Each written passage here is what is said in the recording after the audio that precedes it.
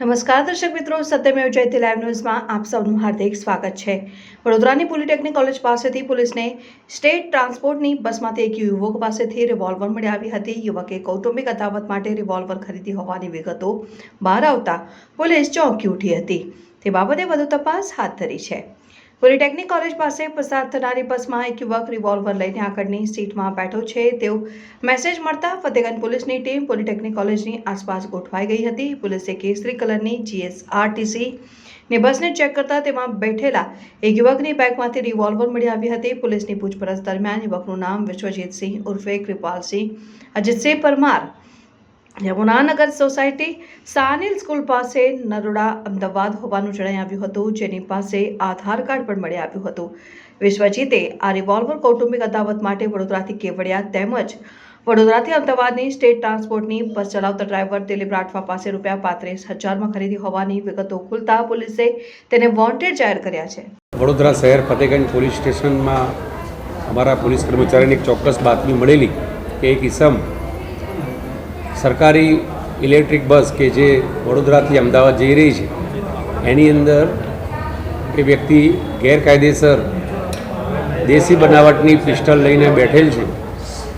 આ બાતમી આધારે પોલીસે પંચો સાથે ફતેગંજ રોડ ઉપર બસને રોકેલી અને આ બસમાંથી બાતમી મુજબનો ઇસમ શંકાસ્પદ હાલતમાં મળી આવેલો।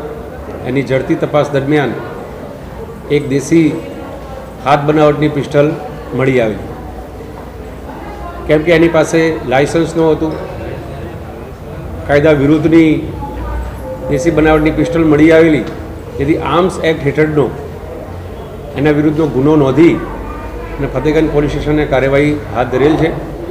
આ ઇસમનું પૂરું નામ વિશ્વજીતસિંહ અજીતસિંહ પરમાર છે। પોતે આજે સરકારી ઇલેક્ટ્રિક બસો છે એનું ચાર્જિંગ ઓપરેટર તરીકે કૃષ્ણનગર અમદાવાદ ખાતે નોકરી કરે છે અને આ જ કામ અર્થે વડોદરા ખાતે એક બીજો ઇસમ છે દિલીપ રાઠવા કે જે મકરપુરા સ્ટેશનમાં કોન્ટ્રાક્ટ બેઝ ઉપર નોકરી કરે છે અને એના મિત્રતા કેળવાઈ હતી અને આ દિલીપ રાઠવા પાસેથી એણે આ પિસ્ટલ મેળવી હોવાનું હકીકત જણાવે છે। આ વિશ્વજીતસિંહ પરમારનો ગુનાહિત રેકોર્ડ અમે તપાસ્યો છે। હાલ પોલીસ રિમાન્ડની તજવીજ હાથ ધરેલ છે। પ્રાથમિક તપાસમાં કૌટુંબિક કારણોસર એણે આ હાથ બનાવટની પિસ્ટલ 35,000માં એના મિત્ર દિલીપ રાઠવા પાસેથી ખરીદ હોવાનું જણાવેલ છે।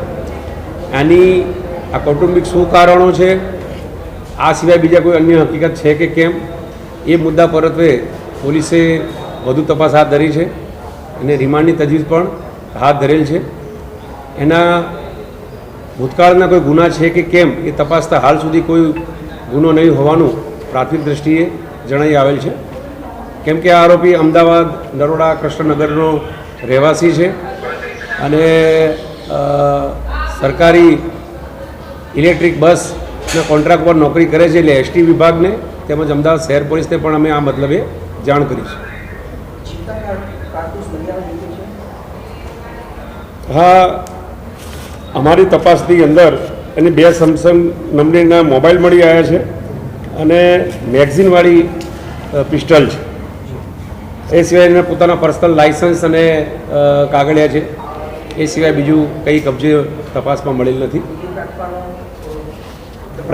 હા, એક ટીમ હમણાં જસ્ટ અમે મોકલેલી છે, કારણ કે હમણાં જ ક્લિયર થયું છે અને એ પણ આ વડોદરા મુકામે ઇલેક્ટ્રિક બસ ચાર્જિંગ ઓપરેટર તરીકે મકરપુરા ખાતે નોકરી કરવાનું ફલિત થાય છે।